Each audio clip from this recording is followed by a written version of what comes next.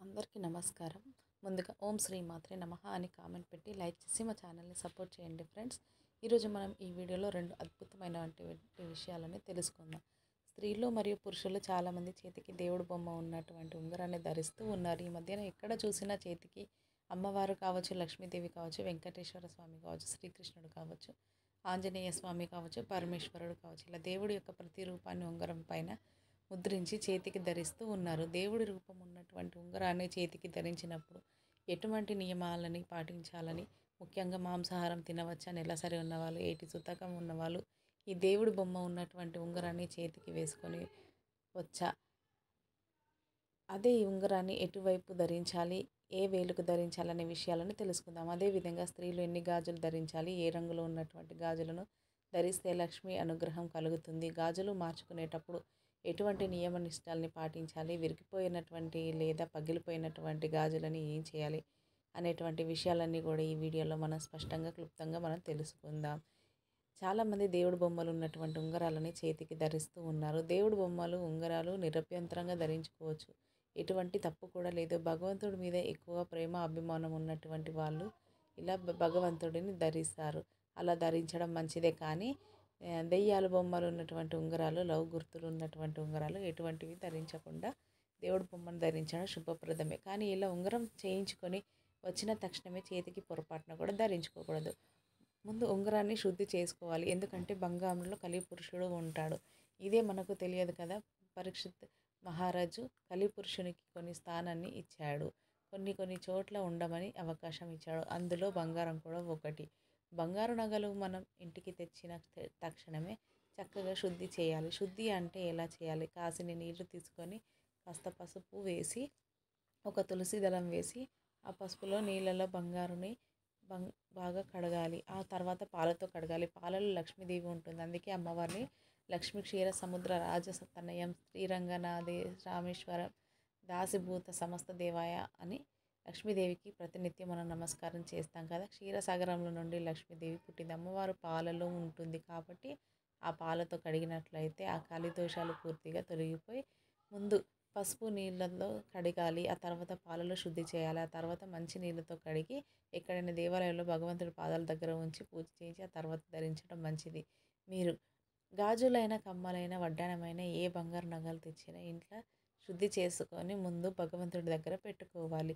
దేవాలయానికి తీసుకువెళ్ళి పూజించడం కుదరకపోతే మీ ఇంట్లోనే చక్కగా మీ ఇష్టదైవం ముందు ఈశ్వర స్వామి పాదాల చెంత ఉంచి చక్కగా పూజ చేసే తర్వాత మీరు ధరించడం చాలా శుభప్రదము. చాలామంది ఉంగరం ధరించేటప్పుడు ఒక పొరపాటు చేస్తూ ఉంటారు, దేవుని తలకిందుగా ధరిస్తూ ఉంటారు. అలా ధరించకూడదు. మనం ఈ వేలుకు పెట్టుకున్నప్పుడు దేవుడి పాదాల భూమి వైపు చూస్తూ ఉండాలి, తల పైకి ఉండాలి. అంటే అలా మనం నేర్చుకొని ఉన్నాము. భగవంతుడు ఉన్నప్పుడు కూడా అలాగే ఉండాలి. కొంతమంది తలకెందుకు పెట్టి కైలు పైకి పెట్టి ఇలా ధరిస్తూ ఉంటారు.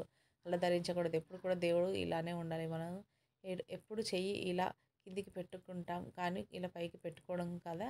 ఇలా పైకి ఎత్తినప్పుడు తలకిందులు అవుతుంది. అలాగని మనం ఇలా చేయి కిందకి పెట్టి ఉంటాం కాబట్టి భగవంతుడి పాదాల భూమి వైపు చూస్తూ ఉండాలి. దేవుడు ఉంగరాన్ని ధరించినప్పుడు మాంసాహారాన్ని స్వీకరించకూడదు. తెలియకుండా ఒక పొరపాటు చేస్తూ ఉంటారు. దేవుడి బొమ్మ ఉన్నటువంటి ఉంగరాన్ని ఎడమ చేతికి ధరిస్తూ ఉంటారు. అలా ధరించకూడదు. ఎందుకంటే కాలకృత్యాలు తీర్చుకునేటప్పుడు ఆ ఎడమ చేయిని వాడుతూ ఉంటాం కదా. దేవుని అగౌరవపరిచినట్లు అవుతుంది, అది మహా అపరాధము. ఎడమ చేతికి ఎప్పుడు కూడా ధరించకూడదు, కుడి ధరించాలి.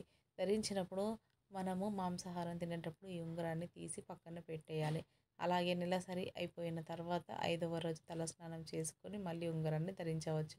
మాంసాహారం తినేటప్పుడు కొంతమంది అలానే కలుపుతూ ఉంటారు కదా. వెంకటేశ్వర స్వామి కావచ్చు, అమ్మవారు కావచ్చు, ఈ మాంసాహారం కలిపేటప్పుడు అది వాళ్ళకు నివేదన చేసినట్లే అవుతుంది, అది మహా అపరాధం. స్త్రీలు కావచ్చు, పురుషులు కావచ్చు, మాంసాహారం తినేటప్పుడు దేవుడి యొక్క ఉంగరాన్ని తీసి పక్కకు పెట్టాలి. అదేవిధంగా మహిళ ఉన్నప్పుడు ఆ భగవంతుడు ఉంగరాన్ని చేతికి ధరించవచ్చా అంటే నిరభ్యంతరంగా ధరించుకోవచ్చును, ఎటువంటి పొరపాటును కూడా లేదు. ఏటి సుతకంలో ఉన్నటువంటి వాళ్ళు కూడా చక్కగా ధరించవచ్చును. స్త్రీలు రజస్వల దోషం ఉన్నప్పుడు ఆ భగవంతుడు ఉంగరాన్ని తీసి పక్కకు పెట్టాలి. మళ్ళీ స్నానం అయిపోయిన తర్వాత చక్కగా పసుపు నీళ్ళల్లో పాలల్లో కడిగి మళ్ళీ భగవంతుడు పాదాల దగ్గర పెట్టి కళ్ళకద్దుకొని మళ్ళీ ధరించడం చాలా శుభప్రదము. స్త్రీలు ఎప్పుడు కూడా పంచమంగళ్యాలని ధరించాలని మనకు ప్రాచీన గ్రంథాలు తాళపత్ర అనేది చెప్తుంది. స్త్రీలు ఎప్పుడు 5 వస్తువులను ధరించాలి. సుహాసినిలు పసుపు, కుంకుమ, పూలు, గాజులు, మెట్టలు, మంగళం ఈ 5 వస్తువుల్లో గాజులు కూడా అతి ముఖ్యమైనది. చేతికి ఆడవాళ్ళు గాజులు ధరించేటప్పుడు కొన్ని నియమ నిష్ఠాలని పాటించినట్లయితే లక్ష్మీదేవి అనుగ్రహం పరిపూర్ణంగా కలుగుతుంది. ఆడవాళ్ళు మట్టి గాజులు కలపకుండా బంగారు గాజులు ఎప్పుడు కూడా ధరించకూడదు. బంగారు గాజులతో పాటు రెండు మట్టి గాజులను కూడా ధరించాలి. మట్టి గాజులు అంటే లలిత పరమేశ్వరికి, పార్వతీదేవికి చాలా ఇష్టము. కాబట్టి స్త్రీలు బంగారు గాజులతో పాటు కనీసం 2 మట్టి గాజులను ధరించాలి. పూర్వకాలంలో బాగా ఉన్నటువంటి కోటీశ్వరులు బంగారు గాజులు ధరించేవాళ్ళు. ఋషి పద్మలు, అరుంధతి దేవి, అనసూయాదేవి, సావిత్రి, నర్మద వీళ్ళందరూ కూడా మట్టి గాజులను ధరించేవాళ్ళు. చెప్పాలంటే బంగారు గాజుల కంటే కూడా శ్రేష్టమైనవే మట్టి గాజులు. స్త్రీలు ప్రతినిత్యం కూడా మట్టి గాజులు ధరించినట్లయితే లక్ష్మీ అనుగ్రహం పరిపూర్ణంగా కలుగుతుంది.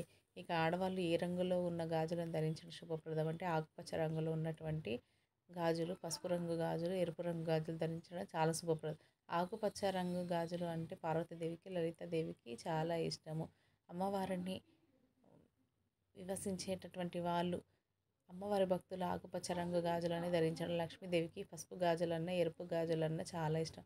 గులాబీ రంగులో ఉన్నటువంటి గాజులు, ఎరుపు గాజులు, పసుపు లక్ష్మీదేవికి చాలా వాటిని ధరించినట్లయితే లక్ష్మీ అనుగ్రహం అనేది కలుగుతుంది. ఇక చిన్న పిల్లలకు స్కూల్కి వెళ్ళేటువంటి వాళ్ళు కూడా కదా, కాలేజీకి వెళ్ళేటువంటి అమ్మాయిలు వాళ్ళు తెల్లని గాజులు ధరించడం చాలా మంచిది. సరస్వతి దేవికి తెలుపు రంగు అంటే ఇష్టం కాబట్టి తెల్లని గాజులు విద్యార్థులు ధరించినట్లయితే సరస్వతి మాత అనుగ్రహం కలుగుతుందని తాళపత్రని అనేటటువంటి గ్రంథంలో మనకు పెద్దలు చెప్పి ఉన్నారు. ముఖ్యంగా గాజులు గురువారం ధరించడం చాలా శుభప్రదం.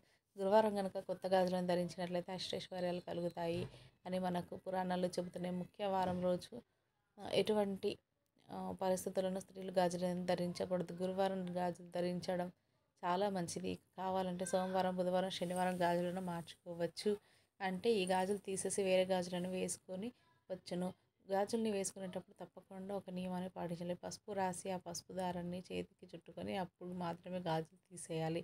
పూర్తిగా గాజులు తీసేయకూడదు. చాలామంది బట్టలు ఉతికేటప్పుడు పూర్తిగా గాజులు తీసేసి ఉతుకుతూ ఉంటారు.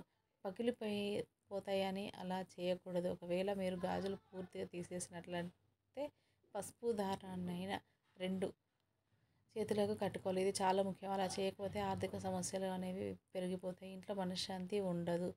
భార్యాభర్తలకు విపరీతమైనటువంటి కలహాలు పెరుగుతాయని చెప్పి కూడా మనకు తాళపత్ర నిధి అనేటువంటి గ్రంథాల్లో పెద్దలు చెప్పినారు. గాజులు చిట్లిపోయినా, పగిలిపోయినా తీసుకొని డస్ట్బిన్లో వేస్తుంటారు. అలా పొరపాటున కూడా చేయకండి. ఇంతవరకు మీ చేతిలో ఉన్నటువంటి గాజులు ఎంత పవిత్రమైన సాక్షాత్ మీరు భగవంతుని దగ్గర పెట్టి పూజించి ధరించారు కదా. గాజులు పగిలిపోయినా, చిట్లిపోయినా 3 సార్లు ఎవ్వరు తొక్కనటువంటి ప్రదేశంలో కానీ, నదిలో కానీ, చెరువులో కానీ వేయడం చాలా మంచిది. అంతేగాని డస్ట్బిన్లో తొక్కేటువంటి ప్రదేశంలో వేయకూడదు. అది మనకు పెద్దలు చెప్పి ఎన్ని గాజులు ధరిస్తే శుభప్రదం అంటే 1 డజన్ గాజులు ధరిస్తే చాలా మంచిదండి. ఈ చేతికి 6 గాజులు, ఆ చేతికి 6 గాజులు. ప్రస్తుతం ఉన్నటువంటి సమాజంలో ఒక్కొక్క గాజు ధరించడం ఎక్కువ అలవాటు అయిపోయింది. కనీసం అర డజన్ గాజులైనా ధరించడం శుభప్రదము. లేదా ఈ చేతికి 2, ఈ చేతికి 2 అయినా ధరించండి. ఒక్కొక్క బంగారు గాజు వేసుకున్నారనుకోండి, 2 మట్టి గాజులను వేసుకోండి. లేదా 4 మట్టి గాజులు వేసుకోవడం చాలా మంచిది. మీరు ఇప్పుడు పుట్టింటికి వెళ్ళిన పుట్టింటి వాళ్ళ దగ్గర నుంచి నాకు గాజులు కొనివ్వండి, మట్టి గాజులని అడగండి. మీరు పుట్టింటి వాళ్ళ దగ్గర నుండి మట్టి గాజులు కొని తెచ్చుకుంటే మీకు మంచి సౌభాగ్యం కలుగుతుంది. కొని ఇచ్చినటువంటి పుట్టింటి వాళ్ళకు కూడా లక్ష్మీ అనుగ్రహం కలుగుతుంది. పుట్టింటి వాళ్ళ సుఖ సంతోషాలతో ఉంటారు కాబట్టి పుట్టింటి వాళ్ళ దగ్గర నుండి గాజులు తీసుకొని రావడం చాలా శుభప్రదము. ముఖ్యంగా మీరు ధరించిన గాజులని తీసి వేరే వాళ్ళకి ఇవ్వకూడదు. చాలామంది ఏం చేస్తారంటే ఒక 4 గాజులు ఉంటే కొన్ని తీసేసి వేరే వాళ్ళకి ఇస్తూ ఉంటారు. స్నేహితులకి కింద నువ్వు వేసుకో నాకు ఎక్కువైపోయాను అలా పొరపాటున కూడా ఇవ్వకూడదు. మీరు ధరించిన బంగారు గాజులైనా, మట్టి గాజులైనా తీసి వేరే ఆడవాళ్ళకి ఇస్తే మీ సౌభాగ్యాన్ని వేరే వాళ్ళకి పంచి ఇచ్చినట్లు అవుతుంది. కాబట్టి మీరు ధరించినటువంటి మాంగళ్యము, మీరు ధరించినటువంటి పూలు, మీరు ధరించినటువంటి గాజులు, మీరు ధరించినటువంటి బొట్టు వేరే స్త్రీలకు పొరపాటున కూడా ఇవ్వకూడదు. ఇది బాగా గుర్తుపెట్టుకోండి. ఈ విషయాన్ని అందరికీ చెప్పండి. ఇంకొంతమంది స్త్రీలు అయితే ఒక పొరపాటు చేస్తూ ఉంటారు. ఒక చేతికి గాజులు వేసుకొని మరొక చేతికి వాచ్ కట్టుకొని ఉంటారు. అలా చేయకూడదు. ఒట్టి చేతికి గాజులు ఉంచకూడదు. 2 చేతులకు గంధం వల్ల లక్ష్మి అనుగ్రహం కలుగుతుంది. కానీ స్టీలు గాజులు, ఇనుప గాజులు, ప్లాస్టిక్ గాజులు పొరపాటున కూడా ధరించకూడదు. ఇనుము దరిద్ర దేవతకు ప్రతినిధి. దరిద్ర దేవతకి ఇంకో పేరు ఇనుప గజ్జల తల్లిని. ఇనుము గాజులు ధరించడం ద్వారా ఆర్థిక సమస్యలు కలుగుతాయి కుటుంబంలో. కాబట్టి ప్లాస్టిక్ గాజులు, రబ్బర్ గాజులు ధరించడం, నీలిరంగు గాజులు, నల్లని గాజులు ధరించడం మంచిది కాదు. నలుపు నీలిరంగు అంటే శనీశ్వరుడికి ఇష్టం కాబట్టి కలిదోషం చుట్టుకుంటుంది. రేపు ఇంకొక చక్కటి వీడియోలో కలుసుకుందాం. మీకు ఈ వీడియో నచ్చినట్టయితే తప్పకుండా లైక్ చేసి షేర్ చేయండి. మరిన్ని వీడియోస్ కోసం మా ఛానల్ని సబ్స్క్రైబ్ చేయండి. ధన్యవాదాలు.